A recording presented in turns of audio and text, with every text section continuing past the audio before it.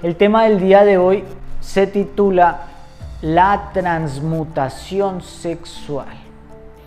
Hoy vamos a preguntarnos qué es esto que llamamos transmutación, cuál es la relación de esto con el conocimiento de uno mismo y con el sexo. Así que vamos a empezar desde un principio haciéndonos una pregunta.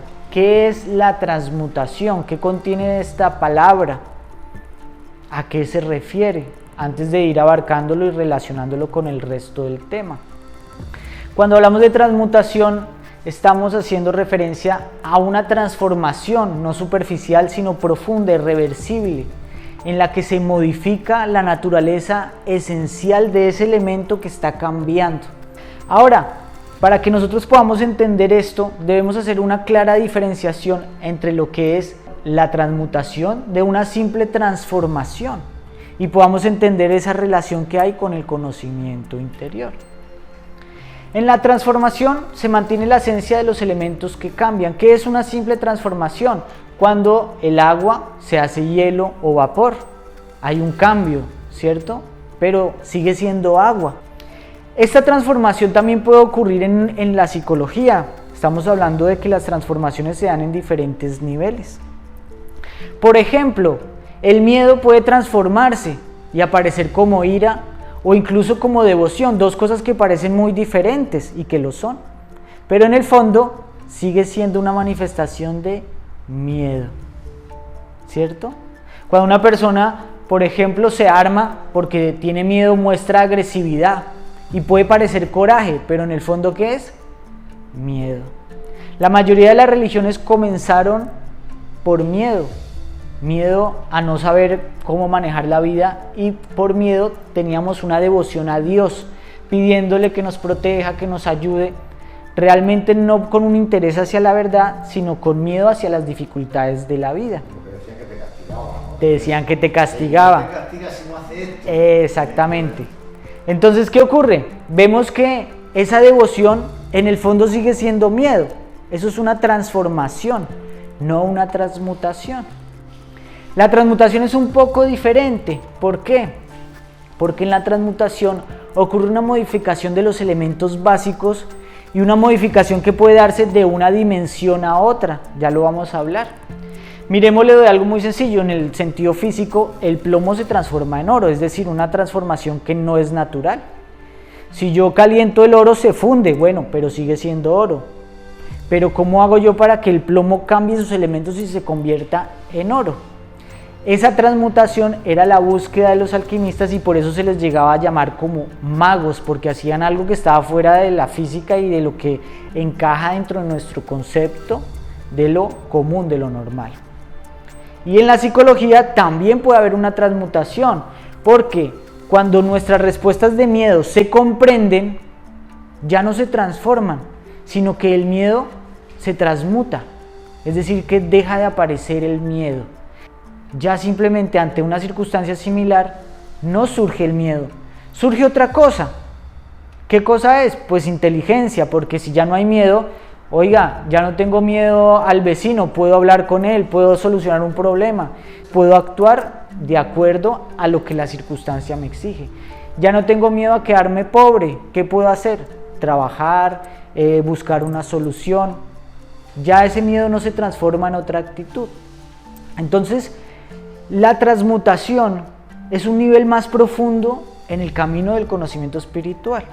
La transformación es generalmente un nivel básico, que es de lo que generalmente se encargan las religiones. Las religiones lo que hacen es que se transformen los elementos nocivos del ser humano para que sea medianamente civilizado, pero el ser humano sigue siendo lo que es. ¿Sí me hago entender? Entonces vemos que una persona religiosa se contiene, tiene un voto, no hace esto, no hace lo otro, sigue preceptos, pero en el fondo lo único que está haciendo es transformando esas energías que quieren desatarse y que son naturales en el ser humano. Nosotros estamos hablando de que el trabajo del autoconocimiento es un acto de transmutación, de transformación irreversible, y que todo se da a través de la conciencia. La conciencia es el elemento que en la psicología produce esas transmutaciones. y entonces no simplemente se sublima una actitud a otra, se canaliza esa energía, sino que se transmuta, el ser humano se convierte en otra cosa, ¿verdad? Todo a través de poner nuestra conciencia en lo que vamos viendo y en conocernos a nosotros mismos. Ahora, esa transmutación también ocurre en relación a lo que queríamos mencionar en este tema, a la sexualidad. La sexualidad es una fuerza extraordinaria, tremenda, que está latente en todos nosotros los seres humanos. Todos tenemos una polaridad, hombre o mujer, masculino o femenino, y somos llamados a desarrollarnos sexualmente y por lo tanto a expresar todas las manifestaciones sexuales. Ahora, esta manifestación sexual siempre se va a expresar de manera creadora, nos va a afectar y transformar. En eso consiste la primera fase del autoconocimiento, entender qué es el sexo y cómo genera en nosotros una serie de cambios irreversibles. Luego de eso, entender cuáles son los caminos que yo le puedo dar a esa sexualidad, porque sí o sí me va a transformar. En otra conferencia anterior decíamos que la sexualidad nos abre 3 caminos. Uno que es el sexo reproductivo, que es reproducirse. Otro que es la infrasexualidad, que es la que nos genera un cambio en el interior del ser. Y otra que es la suprasexualidad o la sexualidad trascendente o mística. Cualquiera de esas sexualidades tanto generan el mundo externo como generan nosotros en nuestro mundo interno, nos cambia. Para que podamos ver toda esta serie de transformaciones que también podemos llamar transmutaciones, ¿por qué? Porque el sexo, siendo algo físico y biológico, afecta a otras dimensiones, es decir, que cambia nuestra manera de pensar, afecta nuestra manera de sentir y nos puede llevar a evolucionar o a involucionar. ¿Me hago entender? La acción que hacemos en un nivel repercute en otro nivel, ¿verdad? O sea que genera procesos de transmutación. Para eso tenemos que preguntarnos, ir a lo básico y hacernos un cuestionamiento. ¿Qué es el sexo? Seguramente todos pensamos que sabemos qué es el sexo y sí, lo sabemos, pero recordemos que en el conocimiento hay niveles. Por ejemplo, todos sabemos qué es el cuerpo físico, pero seguramente sabe más un médico sobre el cuerpo físico que nosotros, porque existen niveles. ¿Qué es el sexo? ¿Se han preguntado? ¿Qué es el sexo? Emociones que siento hacia una persona del sexo opuesto. ¿Qué es el sexo? Los órganos sexuales. ¿Qué es el sexo? La simiente, el placer. ¿Qué es el sexo? ¿Qué es? Las hormonas que producen cambio en nuestra voz, que salga bello, que pensemos de manera distinta. ¿Qué es el sexo? ¿Qué sería el sexo? Exactamente, es un conjunto de cosas y no solamente una. Es la manifestación en nosotros de la sustancia, porque es biológico, es una cuestión que se puede estudiar con el bisturí, hay órganos que se encargan de la sexualidad y también que está relacionada con una energía que es la energía sexual. Ambas cosas generan en nosotros manifestaciones del sexo, que no solamente se ven en el acto sexual, sino en muchos otros campos, en los campos de nuestra vida diaria, en la competitividad del ser humano se ve el sexo, en la forma como sentimos atracción, deseo, repudio, en todo eso se ven manifestaciones del sexo que interfieren en nosotros, en la energía, en el ímpetu con el que hacemos las cosas. El sexo genera transformaciones en el ser humano. Cuando la simiente entra en actividad, vemos que los niños dejan de ser niños, cambia su cuerpo, sale bello, cambia sus intereses, dejan de jugar a los juguetes, no más muñecas, y de pronto empiezan a sentir atracción que consideran propia, que dicen, yo siento esto, cuando en realidad es una fuerza, una influencia, una energía, una biología que está teniendo actividad sobre esa persona. El sexo y su energía son los que generan el ansia de experiencias, por eso vemos que los adolescentes quieren vivir, quieren experimentar, quieren sentir vibraciones, porque están en la plena flor de la sexualidad.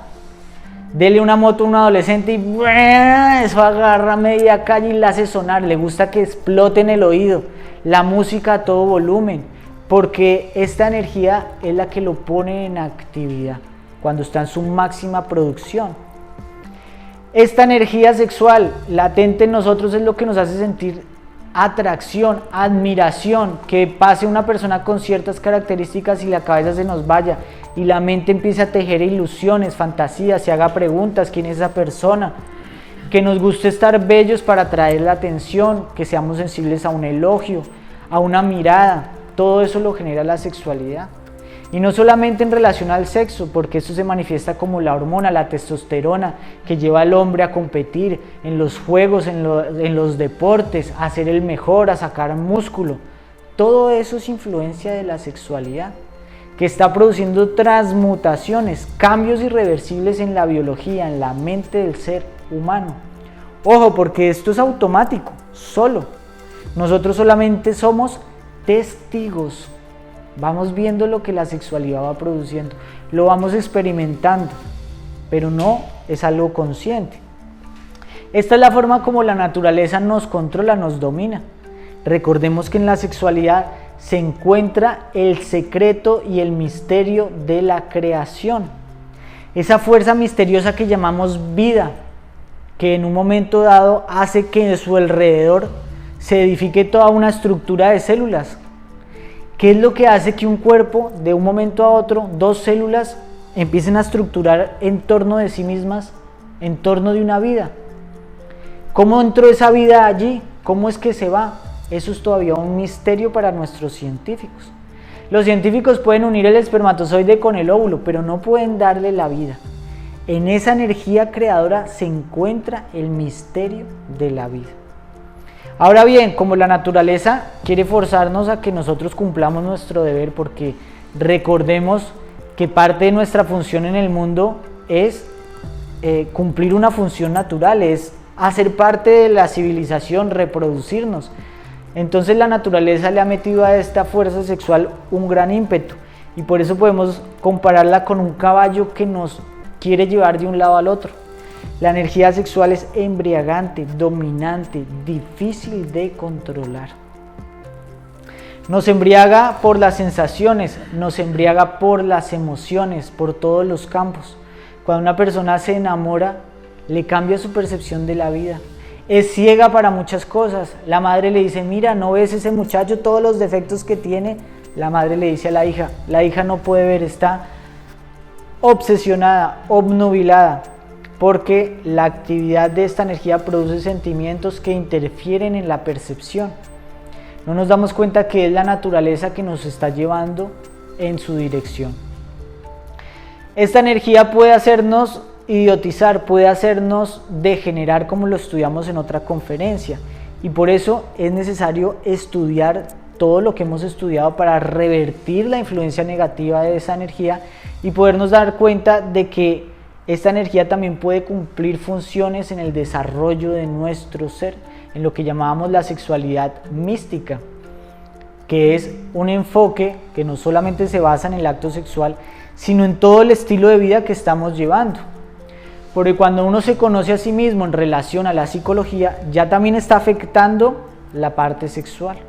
La parte sexual está ligada a todos los demás aspectos. No está dividida, no está separado. Somos un ser humano en el que todo eso está operando constantemente. Sabiendo que la sexualidad es tan influyente en el ser humano, entonces encontramos diferentes conocimientos que ofrecieron a las personas un mecanismo para poder equilibrar todas estas funciones y que no se salieran de control. El conocimiento popular de la sexualidad contenido en todas las religiones era el sacramento del matrimonio. El matrimonio y la religión pues nos hacían tomar un voto público, ponernos un anillo, cumplir unos mandamientos, unos preceptos, destinar la sexualidad a la reproducción, al hogar, no tener sexualidad fuera del vínculo matrimonial, y de esa manera la persona podía, sin tener conciencia, preservarse del degeneramiento, ¿verdad? Existían otros conocimientos que por otras razones que ya vamos a tocar más adelantito, eran completamente secretos, estaban cifrados y que estaban relacionados con un tipo de sexualidad distinta. un tipo de sexualidad que requería un conocimiento previo de lo que somos como seres humanos y de otra misión que venimos a cumplir al mundo, no solamente el rol superficial de nacer, crecer, trabajar, tener unos amigos, ser popular, ser exitoso, etcétera, sino el trabajo que todos tenemos que hacer en relación a un alma que ya ha venido varias veces a este mundo y que viene una y otra vez a un proceso de aprendizaje. Desde esta perspectiva, el cuerpo físico no solamente es el cuerpo que vestimos, con el que vamos a un lugar, que envejece y muere, sino es el vehículo de una ciencia más profunda. Aquí encontramos todos los símbolos de la Edad Media de la alquimia. La alquimia fue en Occidente la representación más popular de estos conocimientos sexuales que venían en forma de códigos, símbolos, venían encriptados, pues obviamente en aquel entonces llegar a manifestarse de una manera distinta implicaba ir en contra de la iglesia dominante que tenía su canon y que nadie podía llegar a hablar de una manera pública de estos conocimientos. Los alquimistas manejaban enseñanzas en las que encontramos símbolos como el fuego, como el caduceo de los griegos con sus dos serpientes que se enroscan alrededor de un báculo, como el sol, como la luna, como una pareja haciendo experimentos alrededor de aparatos muy extraños que tienen similitud con el caduceo que vemos allá. Vemos este de acá del lado derecho. Tubos de ensayo, siempre encontramos el calor y todo está relacionado con las diferentes propiedades del sexo. El agua, la paloma, simboliza la pureza, las aguas sexuales simbolizan los fluidos que contienen la energía creadora sexual. El calor pues simboliza ese calor, ese fuego con el que podemos hacer el pan o con el que nos podemos quemar. Todas estas enseñanzas fueron codificadas, encriptadas, guardadas celosamente en arquitectura, literatura, arte, utilizados como métodos de enseñanza secreta que venían siendo exclusivamente para las personas que podían leerlo, personas que estaban en una orden de un conocimiento oculto, por ejemplo. Ustedes se impresionarán que las mismas catedrales, que son famosas en todo el mundo, tienen unas normas de construcción. Esas catedrales, con sus cúpulas, con sus pilas de agua bendita que están representadas en pequeño en las iglesias de barrio, no son otra cosa que la representación del ser humano mismo y de todos los misterios que hay dentro del ser humano. A lo largo del canal central de una catedral encontramos 7 lámparas y en la parte de abajo, en la pura entrada de la catedral, encontramos las 2 pilas de agua bendita que son las 2 semillas humanas o los 2 depositarios, testículos u ovarios de la mujer, donde se encuentra la energía creadora sexual que debe llegar hasta la cúpula, donde está el padre que oficia el rito de cualquier religión. Todo esto, como les menciono, era un conocimiento oculto, secreto, pero que no se limita al cristianismo ni a la alquimia, sino que estuvo presente en todas las culturas. Lo encontramos también en la mística taoísta, donde se enseñaba que nuestro cuerpo produce energía, o como allá le llamaban, el chi, y que ese chi circula por nuestro cuerpo por diferentes meridianos o canales. De ahí esa práctica que se llama Tai Chi. Es una práctica a través de unos movimientos para hacer circular esa energía, abrir bloqueos y lograr una armonía de esa energía vital en el cuerpo, lo que también se traducía en el acto sexual, en la sexualidad taoísta, que consistía en hacer circular esa energía sin botarla hacia el exterior, canalizándola hacia el interior, a través de lo que ellos llamaban la órbita microcósmica, es decir, una órbita como una órbita del universo que está dentro de nosotros y que circula por toda la columna vertebral hasta acá, hasta la coronilla. En eso consistía la mística taoísta relacionada con el sexo. Lo encontramos también en la mística hindú y en el budismo tántrico, que también enseñaban a recircular esa energía hacia el interior. Todos estos conocimientos han estado frente a nosotros en nuestras iglesias, catedrales, en nuestras enciclopedias, en literatura, en esas historias antiguas que se llaman mitología. Pero obviamente a las personas que no están interesadas en un trabajo interior, que no han investigado, solamente se les da la enseñanza popular sobre la sexualidad que se limita a mandamientos. No hagas esto, haz esto o aquello. Los demás eran personas que habían realizado unos estudios, ingresado a una orden y eran considerados iniciados. Para recibir los misterios del sexo tenían que llevarse una trayectoria en una escuela de misterios interiores. Por eso es muy importante que nosotros hagamos una pregunta en este momento. ¿Por qué esta enseñanza hoy nos la dan así públicamente, a la luz, como quien se le da a una persona cualquier cosa, cualquier enseñanza de cualquier tipo? Porque ese secretismo ya no es necesario. En algún momento el Maestro Jesús decía: llegará el momento en que no haya nada secreto que no salga a la luz. Y nosotros debemos saber que la humanidad tiene edades, etapas, momentos evolutivos que han cambiado.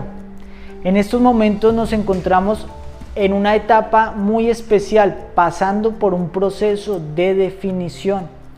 Cada persona, cada ser humano deberá polarizarse a una de estas dos fuerzas, o la conciencia o el ego.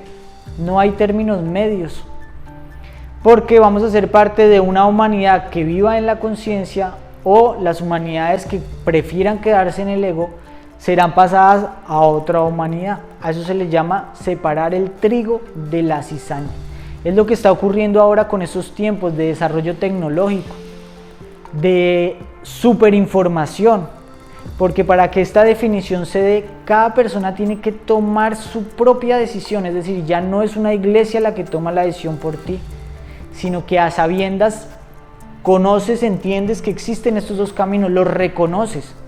Reconoces que en el mundo existe una maldad muy acrecentada y existen enseñanzas que antes no se encontraban en ninguna parte y nos están llegando a la puerta de la casa, nos está llegando al internet, nos están diciendo ahí: mire, esto se hace así, así, así, 1, 2 y 3.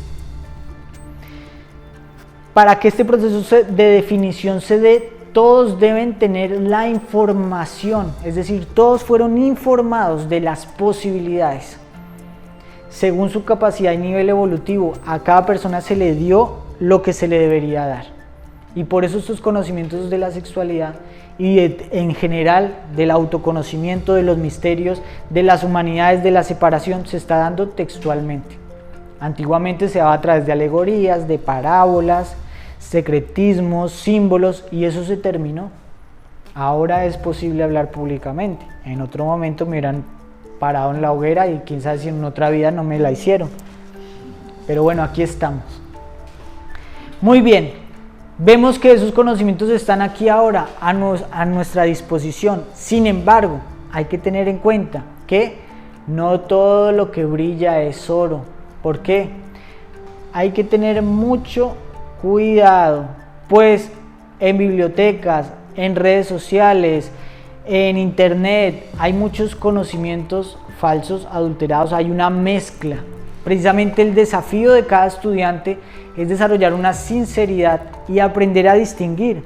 Con el simple uso de la conciencia uno puede llegar a distinguir que una cosa va para un lado y una cosa va para la otra, que un conocimiento es un negocio y que un conocimiento tiene un grado de seriedad. Esa es nuestra tarea y eso también es algo que vamos logrando a medida que vamos evolucionando. Cometiendo errores uno dice: uy, no, yo me metí mucho por este lado, pero esto veo que no es tan sincero. Y con unas simples pautas vamos a poder descubrir que muchos conocimientos que hay a nuestro alrededor son falsos, están adulterados, son incompletos, no son fiables. Vamos a encontrar a nuestro alrededor conocimientos con nombres muy seductores como yoga sexual, alquimia, Tao, Kama Sutra, sexo tántrico, Kundalini Yoga, etc. Nombres que en sí hacen alusión al conocimiento secretos de la sexualidad que antiguamente se encubrían bajo estos nombres, es decir, nombres que pueden tener una base sólida de lo que antiguamente era el conocimiento de la sexualidad. Sin embargo, vamos a descubrir que muchas de estas son versiones comerciales recortadas, es decir, que solamente te ponen lo que quieren que tú veas, lo que sea apetecible, lo que sea agradable, lo que sea fácil, lo que sea placentero. No te van a hacer énfasis en las prolongaciones del placer, es decir, con esto vas a tener más placer, vas a pasarla mejor, vas a disfrutar más con tu pareja, y no te van a mostrar el trabajo que hay que hacer previo de regeneramiento. Es decir, vemos que son enseñanzas sin requisitos, cualquiera las puede hacer con cualquier persona y pueden ser divertidas y entretenidas. Entonces ahí uno se da cuenta de que son solamente ganchos seductores que no están explicando los requisitos de una sexualidad de este tipo. Y no nos hablan de otro tipo de trabajo, no nos hablan que hay que trabajar la psicología, que hay que trabajar la lujuria. Y entonces el peligro puede ser de que estas enseñanzas pues las agarren los egos y lo que hagamos es fortalecer nuestro proceso de degeneramiento, ¿cierto? Porque estas enseñanzas pueden ser simplemente nuevas prácticas de degeneramiento sexual, nuevas formas de meterle una mística o una falsa mística a la sexualidad. Vamos a reflexionar para que ustedes sepan a grandes rasgos qué o en qué consiste la transmutación sexual. Vimos que estaba la alquimia, vimos que estaba el taoísmo sexual, que estaba en el hinduismo, en el yoga tántrico de los budistas tántricos. Todo tiene una misma base, todo tiene un mismo principio. Y aquí vamos a hablar del principio básico para que se comprenda que en sí es muy sencillo. El principio parte de que en nuestro cuerpo vamos a encontrar una red de canales sutiles llamados meridianos o nadis. Esta red es una red de canales que no son semifísicos, semietéreos, es decir, que no se encuentran con el bisturí. Si a una persona la abren, no van a encontrar ahí sus canales. Esos canales están relacionados con esos puntos que se estimulan ¿con qué? Cuando le ponen unas agujas. Con la acupuntura, ¿cierto? En la acupuntura se estimulan ciertos nadis, ciertos puntos por donde circula nuestra energía vital. Por esos conductos energéticos circula la energía vital, que es llamada en diferentes culturas. En Oriente se le llama prana, o en China y Japón se le llamaba el chi de los taoístas, ¿verdad? Esta es simplemente energía vital que está circulando en nuestro cuerpo constantemente y que es la que nos da la vida, la que se recupera con el sueño y con los diferentes alimentos. Además de estos nadis que están circulando por todo nuestro cuerpo, tenemos 7 centros que captan, almacenan y distribuyen esta energía cósmica llamada prana o chi. ¿Qué son estos 7 centros? Lo que se llama los chakras. Centros donde se almacena y se distribuye esta energía que está relacionada con las diferentes cualidades de nuestro ser. Habrán chakras que están más relacionados con la emoción, otros con el intelecto, otros con la sexualidad, como el chakra raíz. Por todos estos nadis, por todos estos conductos, circula nuestra energía de una manera armoniosa o conflictiva. Esto es lo que genera los bloqueos energéticos que son trabajados muchas veces con la acupuntura o con ciencias muy antiguas que no solamente veían al cuerpo físico como un conjunto de órganos, sino como algo mucho más complejo que está también entrelazado con la energía. De hecho, los bloqueos en ciertos puntos de nuestro cuerpo pueden desatar enfermedades secundarias, que son las enfermedades psicosomáticas, emocionales o mentales, que repercuten en el cuerpo físico. Y esto es lo que trabajaban en la China estimulando esos puntos o esos meridianos donde se encuentran esos determinados bloqueos. Depende de las costumbres que nosotros tenemos, es lo que hace que esa energía esté en circulación. Para eso existían estas disciplinas como el tai chi, que con ciertos movimientos, ciertas respiraciones ayudan a que esta energía circule armoniosamente. Ahora, debemos saber que en la columna vertebral encontramos 3 nadis principales, el canal central y 2 laterales que se llaman Ida y Pingala. En el medio vamos a encontrar el canal llamado Sushumna. Todos estos son nombres orientales, podemos simplemente llamarle el canal del medio y los 2 canales laterales que están representados por las serpientes del caduceo. Ese símbolo que ustedes ven en la medicina en realidad está hablándonos de todos estos procesos, de esos dos canales laterales alrededor de la columna vertebral, por los cuales por uno asciende la energía positiva y por el otro asciende la energía negativa. La clave de la transmutación es poder dirigir el curso de la energía sexual utilizando la visualización, la concentración, la voluntad por el canal central de adentro hacia arriba. Esto se llama una transmutación. ¿Por qué? Porque la función natural del sexo es o la reproducción o el placer instintivo de la persona. Aquí la vamos a usar para algo que va a transformar el alma del ser humano, que es plomo, en oro. Es decir, que vamos a afectar el mundo interior a través del uso revolucionario de la sexualidad. En realidad, este era el secreto de los alquimistas. Aquí está el secreto de la piedra filosofal. La piedra filosofal estaba en los órganos sexuales. La clave es llevar esa energía hacia el interior para que haga paso por los diferentes centros magnéticos, los estimule, los active y se despierte una fuerza dormida que en Oriente se le llama la Kundalini, que despertará en su debido momento en relación al trabajo interior que uno haya hecho. ¿Cómo es la práctica? Una forma ilustrativa de llegar a comprender esto. Bueno, debemos saber siempre que todo esto debe empezar con mística. El acto sexual místico es un acto sexual que se hace como una práctica, como una comunión, como un estado de acuerdo, no simplemente a lo que surge al mediodía o porque me dieron ganas o porque sí, sino que es una práctica en la cual hay energía, hay disposición y se empieza como una práctica normal, pero sabiendo que es una práctica. Se puede prender una vela, hacer una petición, buscar que la mística, el escenario sea espiritualizado para que se entre en un contexto de lo que se va a hacer, que no simplemente se va a tener un acto sexual, sino se va a hacer una práctica interior. Más adelante vamos a hablar sobre el círculo de protección, un círculo que uno hace con un pequeño canto para que el entorno esté libre de energías o vibraciones negativas que hayan podido quedar o que estén en nuestro alrededor. Y el acto sexual pues se desata de una manera común y corriente, se activa la energía por medio de besos y caricias de manera moderada para que la energía esté activa y se realiza la unión sexual. Aquí es donde comienza el ejercicio, que es un ejercicio de respiración. ¿En qué consiste el ejercicio? Se va a inhalar y se lleva el aire de los pulmones imaginando que una luz desciende hasta los órganos sexuales. Esa luz desciende a medida que nosotros inhalamos y llena todos los órganos sexuales hasta que contenemos la respiración. Inhalar, contener, retener la energía y luego vamos a visualizar que un hilo de oro o luz asciende desde el coxis hacia la cabeza por la columna vertebral. Inhalamos, contenemos y empezamos a imaginar que un hilo de oro empieza a filtrarse por cada médula de la columna vertebral. Es importante saber que con la visualización producimos el sentimiento del acto. Uno puede, por ejemplo, imaginarse que la columna vertebral es un tronco y por medio de esa columna empieza a subir la savia de un árbol maravilloso, un árbol de hojas doradas.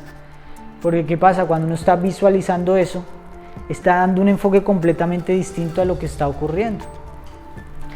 Y entonces, cuando esa luz llega al entrecejo, vamos a exhalar produciendo 3 vocales que son I, A, O.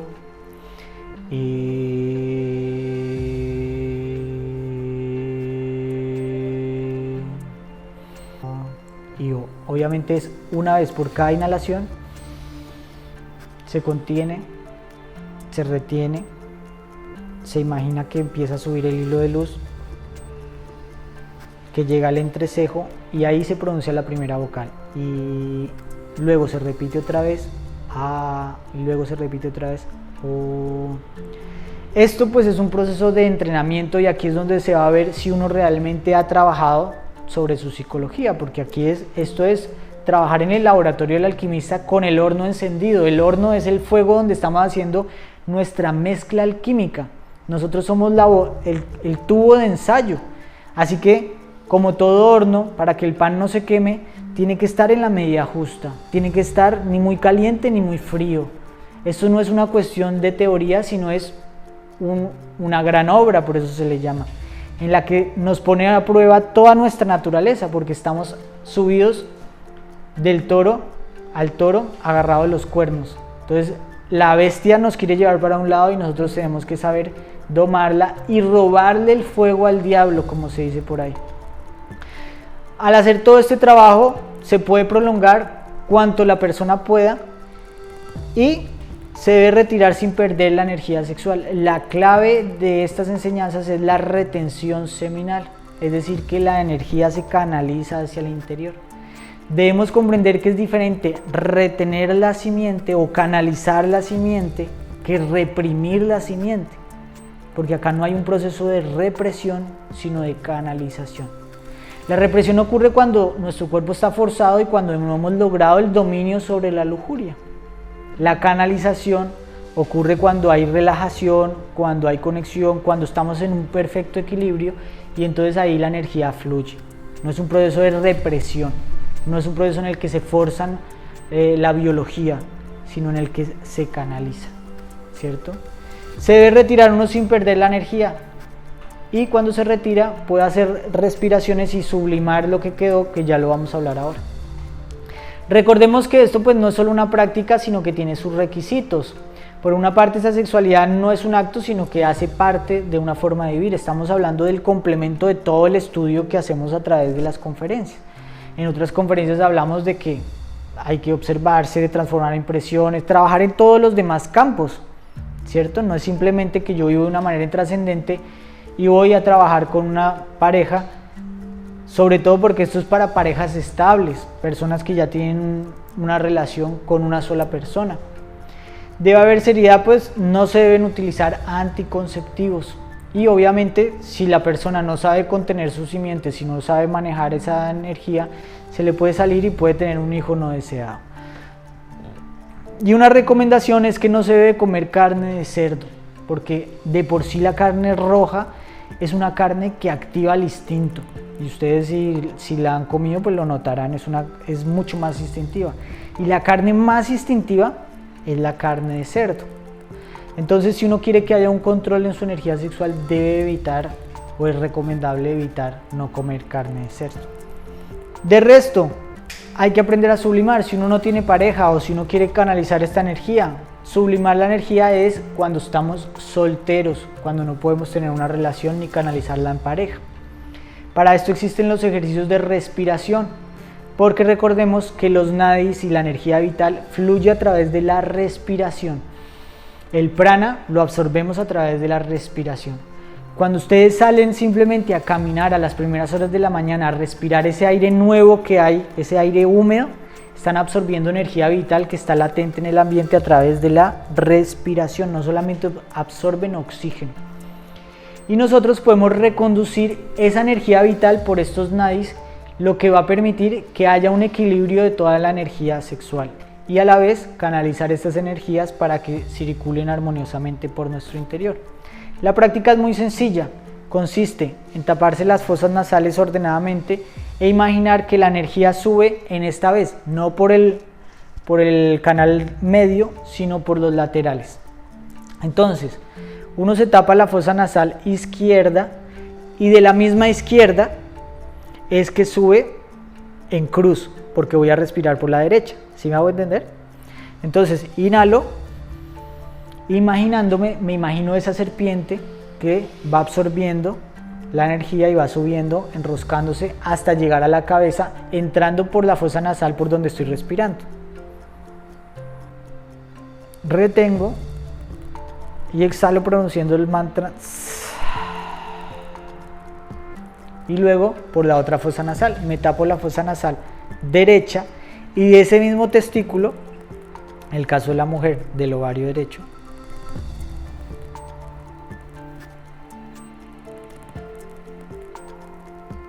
retengo, imagino que la energía sube por la fosa nasal izquierda y exhalo. y así lo hago 1 minuto, 2 minutos. Esto es un ejercicio de respiración muy breve que lo que va a hacer es que va a equilibrar la circulación de esta energía en nuestro interior. Nos va a generar un bienestar inmediato y va a equilibrar el sistema nervioso tranquilizándolo de una manera muy sencilla. Esto sí se hace recién levantado, cuando uno sale al parque a respirar aire puro, es muy beneficioso y lo que va a hacer es que va a equilibrar nuestra energía vital. Como ven, la teoría es muy simple. Hoy se nos entrega un secreto que antiguamente estaba en libros ocultos, sagrados, encriptados, que personas ponían en las catedrales con gárgolas, que si uno revelaba estos secretos lo podían decapitar, lo podían colgar, lo podían quemar. Hoy en día ustedes se meten a internet y también lo van a encontrar ahí. Ahora lo importante es cómo esto puede afectar mi vida práctica. Obviamente el solo conocimiento de tener, de comprender que la sexualidad genera unos efectos en nosotros, ya nos abre caminos, ya es parte de un trabajo, porque vemos que empezamos a entender también que parte de los problemas de la sociedad están influidos por una energía sexual descontrolada y que nuestro trabajo es canalizar, armonizar, saber utilizar esta energía, que es también nuestra energía vital, no solo es sexualidad, sino es energía vital. De hecho, los taoístas practicaban esto para la longevidad, para la salud. En el hinduismo era ya más místico y se practicaba para lograr la unión con Dios y la divinidad.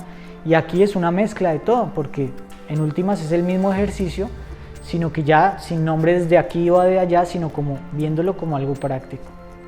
¿Verdad? ¿Cómo la ven? Entonces sube la energía por un lado y sube la energía por el otro. ¿Qué preguntas quedan?